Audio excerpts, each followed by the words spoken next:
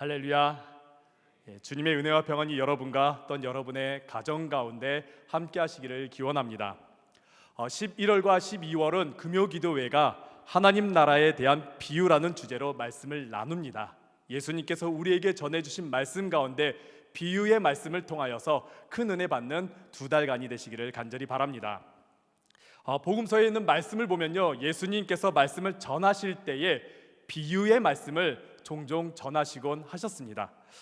예수님의 많은 비유의 말씀들을 보면은요, 굉장히 짧은 비유의 말씀도 있는 반면에 어떤 말씀은 굉장히 긴 비유의 말씀도 있습니다.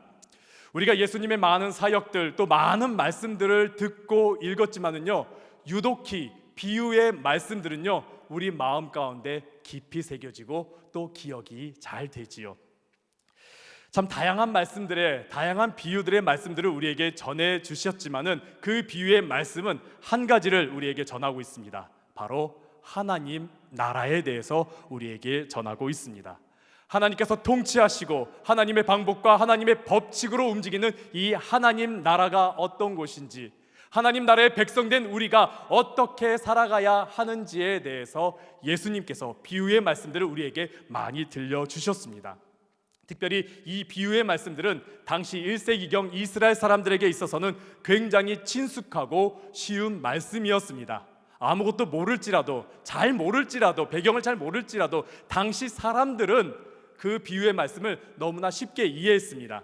오히려 현대를 살아가는 우리들에게 있어서는 비유의 말씀이 조금 낯설거나 어렵게 느껴질 수가 있습니다. 하지만 당시 사람들에게 있어서는 비유의 말씀은 굉장히 쉬운 말씀들이었습니다. 하지만 모두가 다 쉽게 느껴지지는 않았습니다. 어떤 이들은 비유의 말씀이 굉장히 어렵거나 고민스럽게 하기도 했습니다. 왜 그랬을까요? 예수님께서 마태복음 13장에 그러한 이유에 대해서 말씀해 주셨습니다. 제자들이 예수님께 묻습니다. 예수님, 왜 비유로 말씀을 가르치시는 겁니까?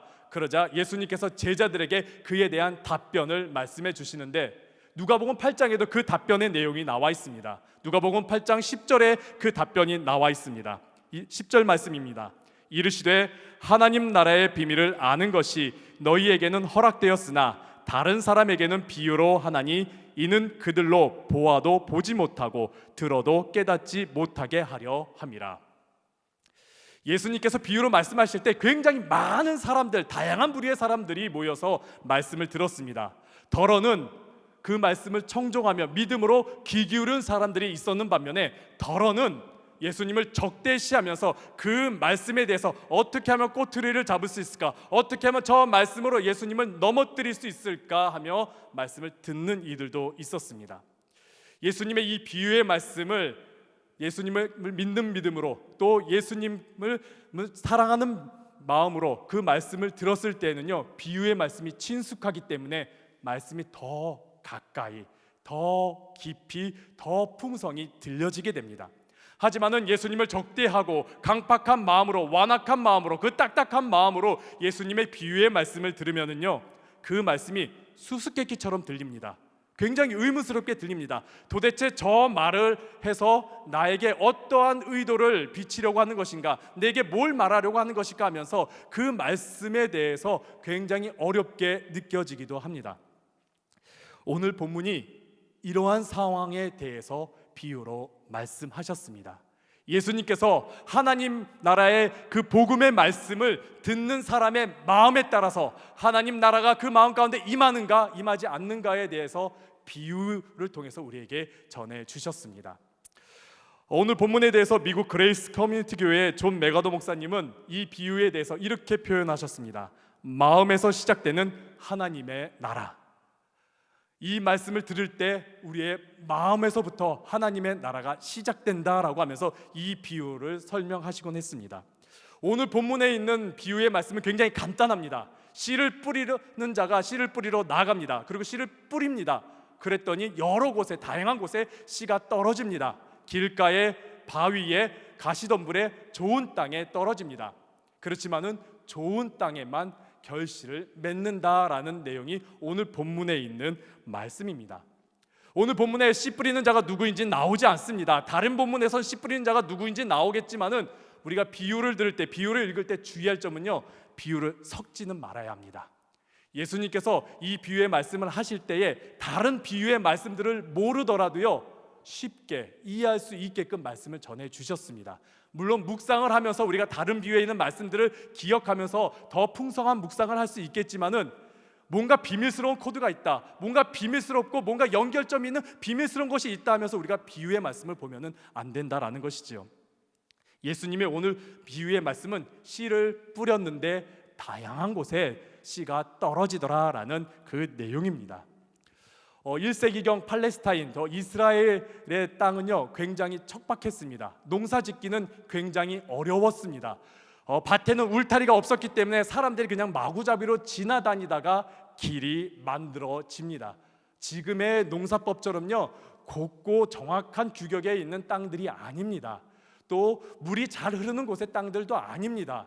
건기 때는 물이 흐르지도 않고 물이 없기 때문에 딱딱하게 메말라 버립니다. 그렇다고 우기 때 비가 많이 내린다고 좋을까요? 그렇지도 않습니다. 너무 많이 내리다 보니까 땅이 뒤죽박죽 돼버리고 맙니다. 또 땅에는 너무나 많은 돌들이 있습니다. 농부가 눈에 보이는 돌들은 다 걷어내겠지만은 그 안에 박혀져 있는 바위, 돌들은 찾아내지 못하는 게 일반적입니다. 그리고 그 땅 안에는 온갖 잡초들이 너무나 많이 있습니다. 가시덤불이 그냥 일어나는 것이 아닙니다. 그 가운데 잡초들이 많기 때문에 가시덤불들, 가시떨기들, 그리고 다양한 잡초들이 마구마구 일어납니다. 그렇기 때문에 농부는 좋은 땅이 정확히 어디인지 알기란 어렵습니다. 우리가 이 비유의 말씀을 들을 때 농부가 차라리 좋은 땅에 집중해서 씨를 뿌리면은 더 많은 결실을 맺을 수 있는 것은 아닌가, 그런 의문이 들을 수 있습니다. 하지만은요, 이 당시에 말씀을 들었던 1세기경 이스라엘 사람들은 당연히 그렇게 씨를 뿌려야 되고 아무 곳에나 씨를 뿌리고 아무 곳에나 씨가 떨어지는 것을 당연하게 여겼습니다. 좋은 땅이 정확히 어딘지 모르기 때문입니다. 이렇게 농부가 씨를 뿌렸습니다. 그냥 여러 곳에 뿌렸습니다. 다양한 곳에 뿌렸습니다. 어떤 곳은 굉장히 연약하겠지만은 그곳도 농부가 씨를 뿌렸습니다. 어떤 곳은 굉장히 볼품 없지만은 그럼에도 불구하고 농부는 그곳에 씨를 뿌렸습니다. 차별이 없이 씨를 뿌렸습니다. 그러고서 그 결과는 어떠했을까요? 길가에 떨어진 씨는 새가 와서 다 먹어버렸지요. 바위에 떨어진 씨는 다 말라버렸지요. 가시덤불에 떨어진 씨는 성장하지 못하여 결실을 맺지 못하였지요. 좋은 땅에 떨어진 씨만 결실을 맺었지요. 우리 함께 8절에 있는 말씀 함께 읽도록 하겠습니다.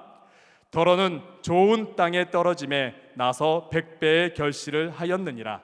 이 말씀을 하시고 외치시되 들을 귀 있는 자는 들을지어다.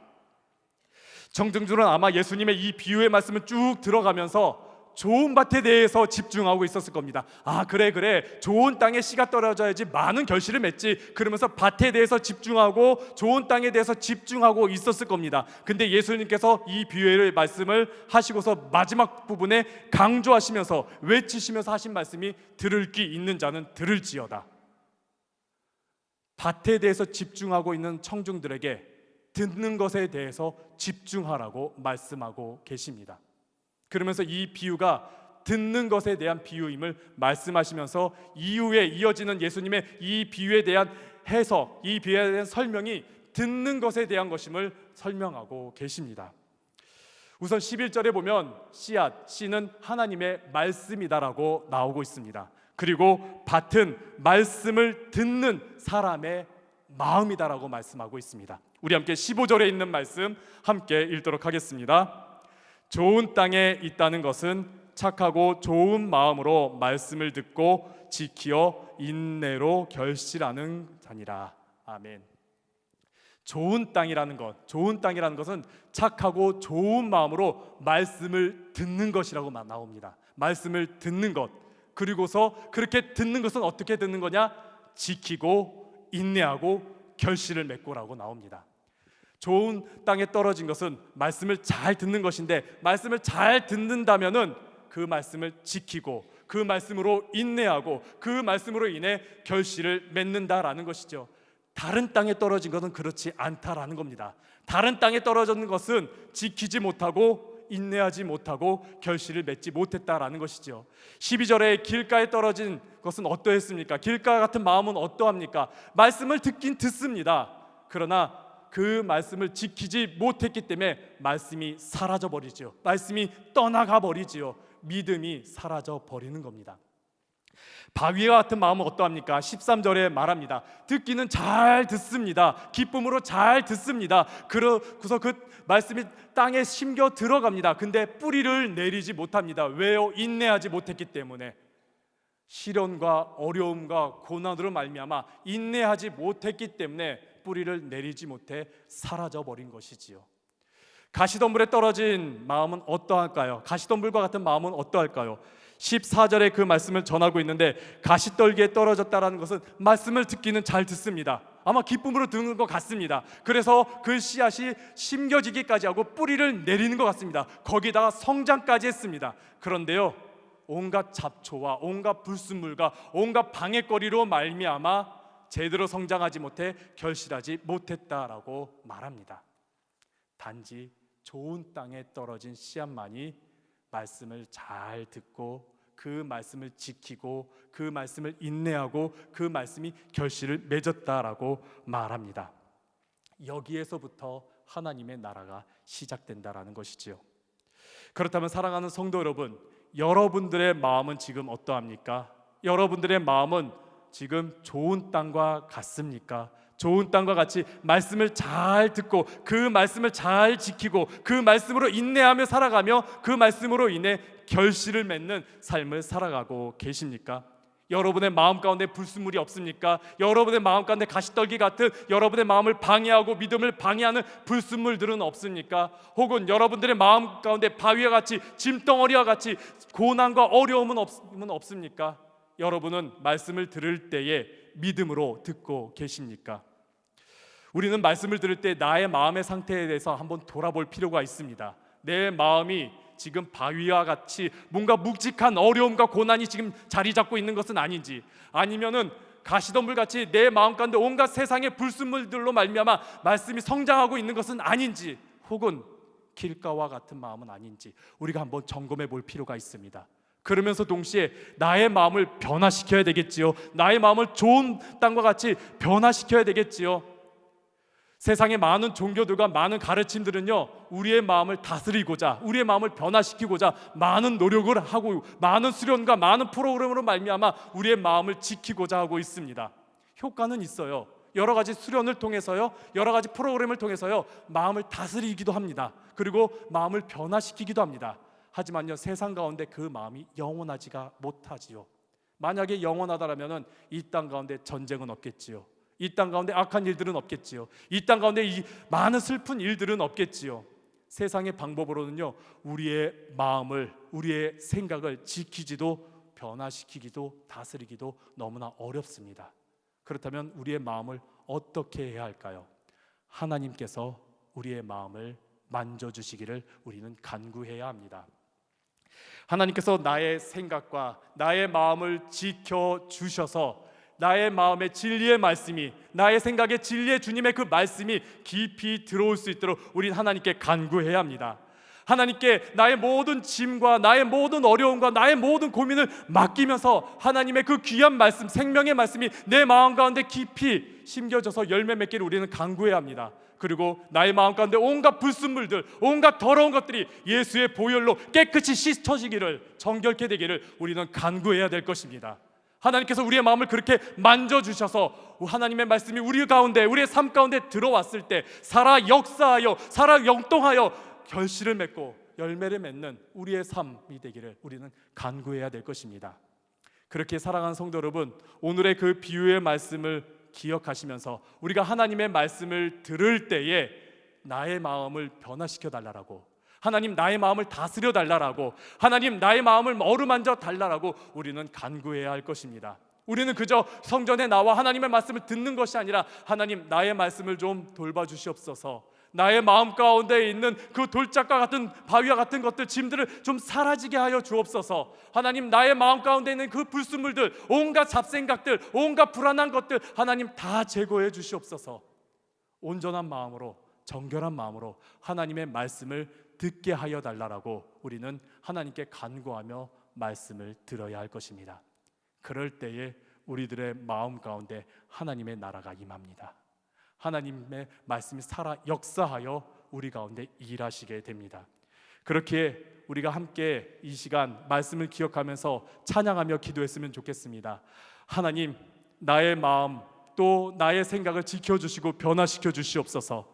하나님, 나의 연약하고 불안한 이 마음을 하나님께서 돌봐주셔서 회복시켜 주시옵소서. 하나님, 하나님의 말씀을 내가 잘 듣게 하여 달라라고 우리 함께 찬양하면서 기도하며 나아가도록 하겠습니다. 우리 함께 찬양하겠습니다. 말씀하소서. 함께 찬양하겠습니다.